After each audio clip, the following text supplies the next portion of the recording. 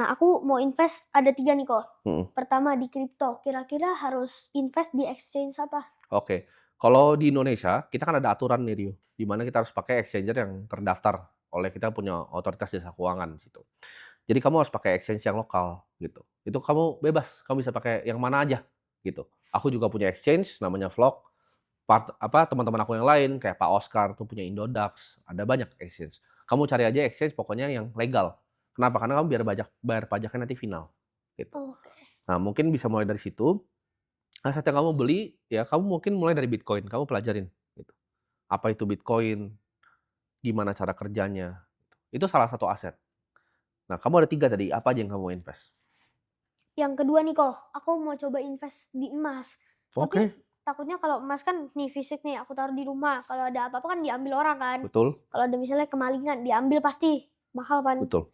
Nah, tapi kan sekarang emas sudah bisa digital kan. Ya, Di mana tuh kok yang aman tuh harus nah, belinya? kalau emas digital ini agak tricky, karena kenapa? Kalau aku, apakah aku akan beli emas digital yang di Indonesia? Jawabannya tidak akan pernah. Kenapa? Karena aku nggak tahu reserve-nya berapa dan di mana disimpannya.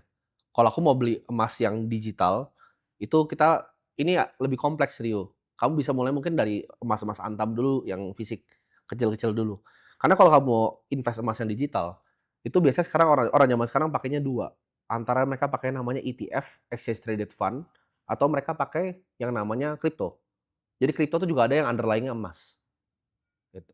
Kamu bisa pakai di kriptonya atau kamu bisa beli ETF-nya. Kalau kamu harus punya broker yang bisa beli saham luar negeri. Untuk bisa akses emasnya, gitu. Tapi emas itu adalah pilihan yang bagus, kenapa? Karena kan langka dan diinginkan banyak orang. Nah, yang terakhir apa yang kamu invest? Aku lagi mau invest di saham kok. Aku Oke mau invest di saham BCA. oke. Tapi Kenapa BCA? karena menurut aku itu kuat dan aman sih kok. Iya, Kalau tiba-tiba turun, wah itu mungkin, tapi menurut aku kemungkinannya kecil. oke. Tapi kalau menurut Ko Timothy, harus invest di sekuritas mana yang aman? Nah, sekuritas tuh sama, ada yang terdaftar juga kan, kamu bisa pilih. Banyak sekali tuh pilihan sekuritas ya, macam-macam. Kamu tinggal Google aja sekuritas yang ada di Indonesia. Bahkan mereka biasanya ada cabang fisiknya. Aku waktu itu kan kamu 10 tahun tuh, aku 4 tahun di atas kamu tuh aku nyolong KTP mama, datang ke sekuritas daftarin. Karena kan nggak boleh, kamu kamu belum bisa beli saham kan. Mungkin kamu juga nanti pasti titip pakai akun orang tua karena kamu belum 18 tahun, belum punya KTP. Jadi jawabannya itu pilihan yang solid. Nah, mindset investasi itu apa? Menurut kamu, bisnis jamu kamu sama Bank BCA lebih tahan lama yang mana? Kalau untuk sekarang mungkin BCA. Betul. Sebenarnya buat ke depan juga sebenarnya pasti BCA. Karena kenapa? Itu infrastruktur, Rio. Kamu buat bayar karyawan jamu kamu kan pakai BCA, gitu. Iya, semua kayak uang Semua uang titik tuh ditaruh dikunci iya. sama dia. Jadi ketika kamu punya kepemilikan di situ, itu lebih baik dibanding kepemilikan kamu di bisnis kamu sendiri. Nah, ini mindset yang aku selalu punya, gitu. Karena orang sampai kaya banget, dia bikin Walmart nih sampai kaya banget, akhirnya mereka investasi. Jarum, rokok tadinya dapat uang, dia belikan BCA kan akhirnya jadinya. Dia belikan Polytron, dia beli yang lain. Sama, kalau misalnya Sampurna pun sama, dibikin Sampurna strategik, diinvest invest invest invest. Jadi tahap akhirnya itu adalah seorang investor. Nah, kalau aku lompatin nih, bagian pengusahanya aku lompatin, aku jadi pedagang aja. Cari duit sebanyak-banyaknya, invest terus. Karena kalau kayak sekarang aku udah enak gitu, aku cuma tinggal nikmatin dividen. Sedangkan kalau aku fokus waktu itu cuma di jualan sedotan, mungkin punya pabrik besar di sini, terus pusing karyawan 1.000 gitu kan, dan akhirnya nggak jadi apa-apa uangnya. Aku di saat aku disuruh beli properti 50 miliar aku nggak bisa beli, gitu. Oke. Karena kebanyakan orang tuh kelihatannya keren, omsetnya besar. Mungkin kamu lihat juga pengusaha-pengusaha yang kelihatannya hebat gitu kan, oh omsetnya 100 miliar. Tapi ketika disuruh beli properti 50 miliar mereka nggak bisa beli. Karena uangnya nggak liquid, Rio. Uangnya muter nyangkut gitu loh, di bisnisnya nyangkut. Itu sesuatu yang aku nggak suka. Aku suka uangku tuh liquid semuanya. Gitu. Oh, oke kok.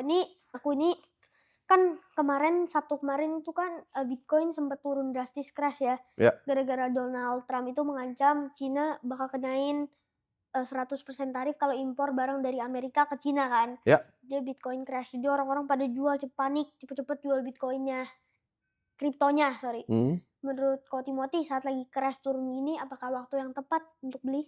Justru aset itu ketika turun, ketika orang pada panik, itu kesempatan. Ketika BCA orang lagi panik, lagi turun, itu adalah kesempatan, gitu. Jadi, kalau kamu jadi seorang investor, kamu harus punya pikiran yang terbalik dibanding masyarakat luas. Kamu harus jadi, kita sebutnya kontrarian, gitu.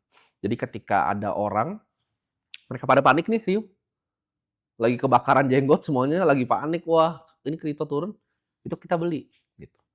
Covid, orang panik semua, Mhm. aku beliin tuh, wah BRI aku beliin, semua aku beliin. Jadi setiap kali orang panik, saatnya masuk. Jadi kamu harus punya cash, Riu. Kamu harus selalu punya cash. Kenapa? Ketika semua aset terdiskon, itu cash kamu pakai untuk kamu hajar masuk lagi. Ini kamu bisa jadi investor yang hebat nih di masa depan. Kalau kamu mulainya masih seumur kamu, itu panjang dan luar biasa nanti. Bisa ngejar Warren Buffett kamu. Amin, Kak. Tapi Ko Timothy nanti bantu panduin ya. Pasti, pasti.